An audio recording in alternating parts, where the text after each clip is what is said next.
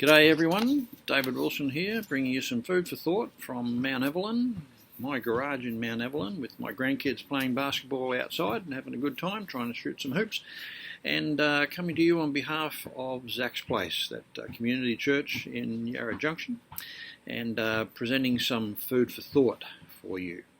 Over the last few weeks, or a few months actually, of our isolation, we've been going through the book of James.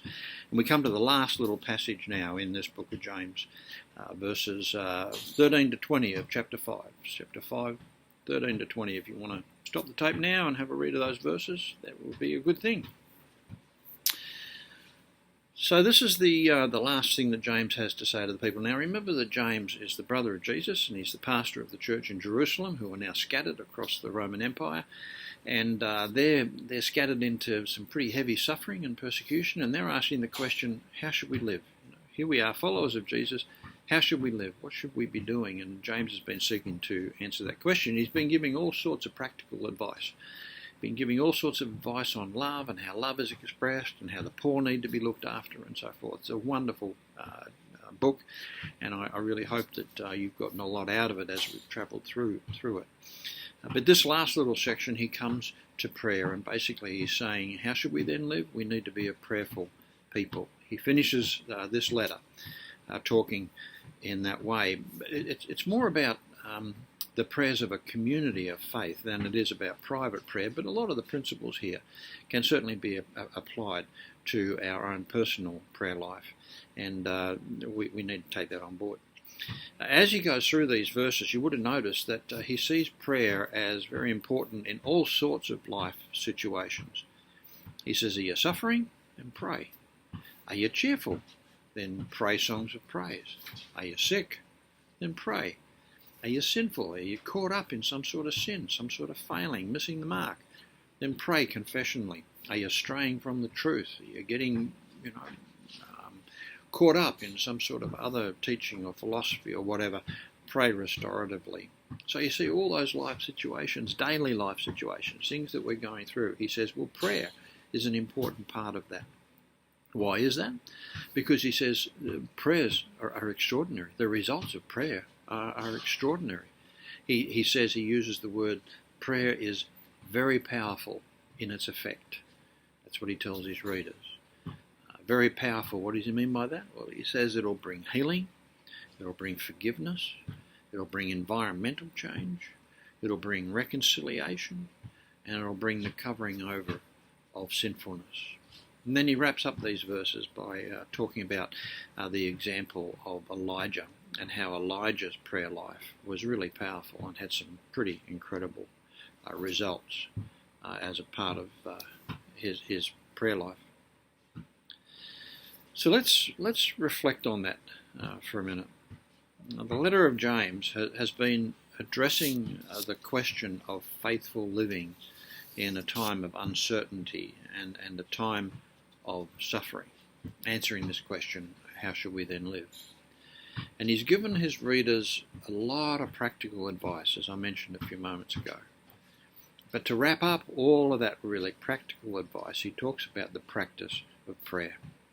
He talks about how really this whole life that we've got, this life of doing good for others, this life of watching our tongues, and what we say, this life of making sure that we're not just hearers of the word, that we're doers of the word, this life of reaching out and looking after the poor and the vulnerable and the marginalised in our society. All of those things that he's been talking about, he says, now, make sure that prayer is a part of all of that. Prayer is a part of your actionism of what you're doing for Jesus in the world. So how should we then live? He says, prayerfully, in touch with God.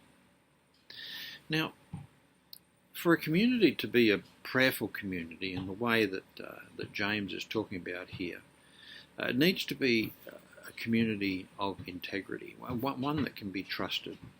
Because James is saying, share of yourself, share of your own failings and your sinfulness and your wanderings and so forth, and pray with one another. Share these things, the burdens, with one another, and pray for one another. And that's the beauty of a truly trusted and trustful community.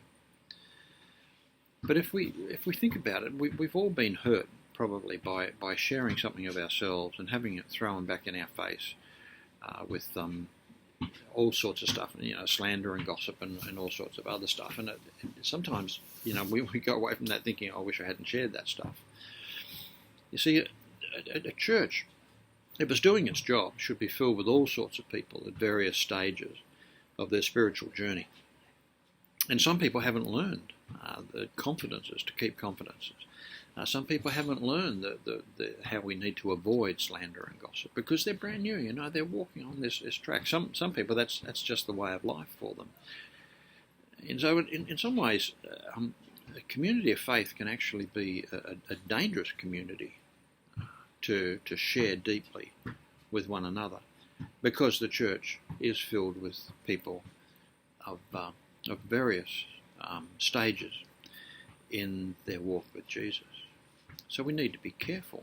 And I wonder if that's why James includes in his instructions that we should call the elders of the church to pray for us. Because you see, if the elders have been appointed according to biblical standards, then those elders should be a safer community. And so maybe some of these instructions are more for the trusted leaders, the trusted pillars of the community of faith, and not necessarily for everybody, because some people are brand new to this and won't know what to do with that information. I just give you that as a personal reflection, perhaps to address some of the things that James is saying. One of the other problem points in what James is saying here is when he says that prayer covers over a multitude of sins. Now that can be grossly misunderstood. The Greek word here for covers over actually means keep from being known, so it's the idea of keeping it hidden. And this has been a major problem over the history of the church, and all of us are now living in the wake of keeping sexual abuse hidden within the church. It's been a terrible thing. And these verses could be misused, misappropriated, to mean, we're just covering over the multitude of sins through our prayer life, because that's what James said. Well, James, no, I don't think he meant that at all. It's not our calling to hide sins that need to be out in the open and that need to be addressed for the protection of the community and so forth. And this idea of covering over, of hiding sexual abuse sins within the church has done a huge amount of reputational damage to the church in the eyes of the world. And we're behind the eight ball in many areas in Australia because of this reputational damage. And we, of all people, need to show so clearly the integrity of our relationships, the integrity of our stance as far as, all of life is concerned, but certainly sexual abuse would fit into that. So the question has to be asked, what does James mean by covering over a multitude of sins? And how can that be applied today? Well, I think the idea is that we need to treat failings in others not as opportunities for slander and gossip, but as opportunities for forgiveness with love and grace and mercy. Now, it's a tough boundary to ride when we endeavour to forgive people and to treat them with respect, while at the same time making sure that justice is fulfilled and the community is protected. See, if people have committed sins that are breaking the law of the nation, of the country, such as sexual abuse of minors, well, justice needs to be served. That needs to be addressed, and the community, especially the children within our community, need to be protected from that ongoing abuse. And so, covering over a multitude of sins is not to hide that sinfulness, but it certainly is to protect the community and the person even from slander and gossip. I think that's an important part of what we're called to. But it's a tough boundary. To cover over a sin in this way, and what James is talking about, is not to deny that the sin ever happened, try to cover it over and pretend it didn't happen. Because the law does need to be fulfilled. But it's a refusal to escalate the problem through hatred, through slander, through gossip, and through rejection. The restorative justice movement, especially in South Africa, but in other parts of the world as well, and here in Australia, especially with Indigenous folk, has done some good things, and we perhaps need to turn to that to understand how justice can be applied to both the victim and the perpetrator. Well, as always, we need to ask the question, what about Jesus? Did Jesus address these things, the teaching on prayer? And Jesus' teaching about prayer and his example in his prayer life is very clear in the Gospels. And rather than spending a whole lot of time on that now, just to point out, it would be an interesting study, I think, to synergize, to have a look at Jesus' teaching and Jesus' examples in prayer, and to synergize that with James' teaching here. It would make a very interesting package. And Paul's instructions as well, because Paul addresses prayerfulness in many of his letters. And so to bring that all together as a teaching on prayer is certainly an interesting study.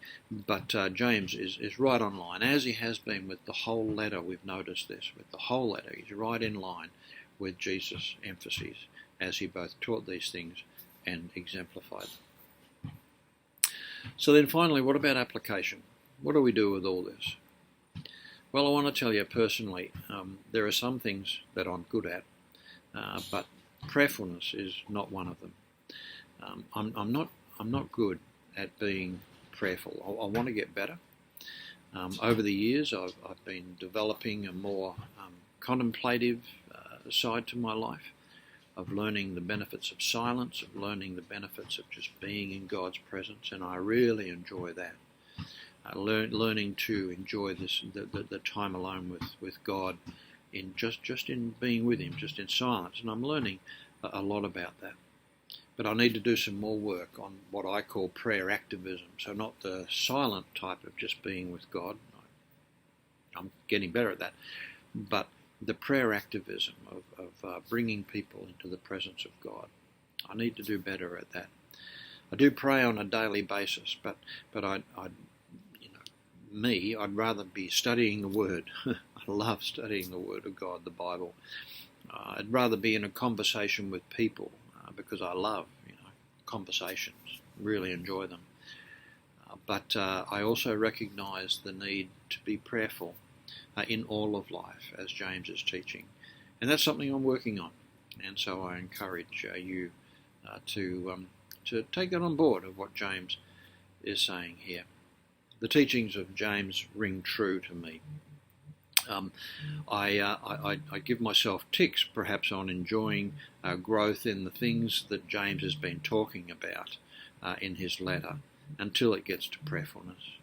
And so this passage challenges me to continue to become a better prayer activist, and I'm working on it.